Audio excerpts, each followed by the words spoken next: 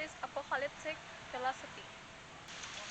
Apocalyptic philosophies are beliefs that there will be a definite end of the world, like the Norse Ragnarok, Armageddon, and Book of Revelations from the New Testament. And there are far better, articles and so forth on this topic than what I can tell you here. I suggest if you're really curious, you go look for it online. But in America, in particular, there have been groups of people who believe as a true fact that there will be the millennium of peace when Jesus returns. And they are broken up into, historically, two groups, the premillennials and the postmillennials. The premillennials believe that Jesus will return to us and lead us into the millennium of peace. And at the end, we will all be assumed into heaven. And the postmillennials believe that we will have the millennium of peace, and then Jesus will return, and then lead us into heaven. The New Testament was unclear as to when Jesus will come back. Anyway, what that has led to is a widespread belief that the hereafter, the heaven, the afterlife, will be better than what's here, and Jesus will forgive us for our sins. And if we damage the earth, whatever, it doesn't matter because it's all going to end anyway.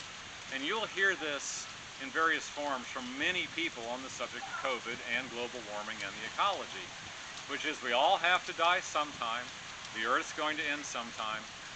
There will be an end of times. We will all be forgiven. All the devout Christians, believers, will be assumed into heaven.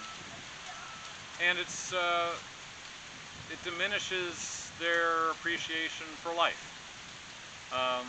And the person you ran into at the bar, that's part of his thinking, is that, he even said it, we all got to go sometime. I mean, if you're old and you're going to die sometime, you may as well die now of COVID as opposed to die in a year, of other causes.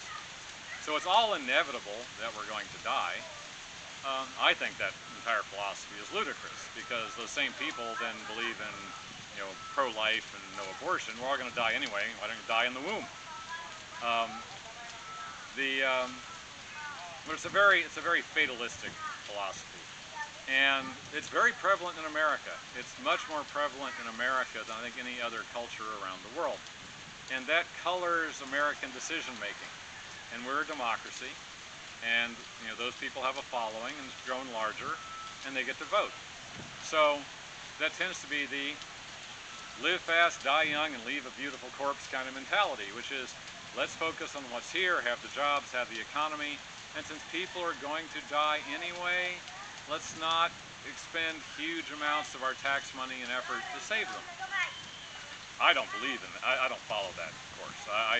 I believe that the earth will be with us for millions of years to come. The human race could go on for thousands of more years. The New Testament was never clear as to when the millennium will come. We don't know. We are not fit to judge the will of God. Maybe God, wills that the millennium of peace doesn't arrive for another 10 millennia. I mean, it could be 20,000 years from now when Jesus returns. We don't know. And things are actually quite bad now. But this is really at the root, I feel, and other authors and people such as feel, of why America blinds itself to the damage that's being done to our lives, the world, our own health, and focuses on the here and now. Not all of us by any means, but a large number of us, why they focus on this, and why it makes us have a very difficult time for us to make decisions on COVID, the ecology, global warming, damage to the planet.